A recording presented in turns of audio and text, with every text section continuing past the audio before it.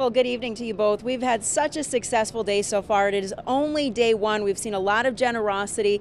And right now, the food bank is looking for canned goods just like these that you can find at Shaw's in Hannaford, where they are accepting these donations. Canned protein is a big one, but really everything you see here on this table: peanut butter, pasta, rice dishes, noodle dishes, vegetables in cans. Everything here is what they need at the food bank. And here at Shaw's, you can tear off one of these coupons, $5, $10, $15 coupons.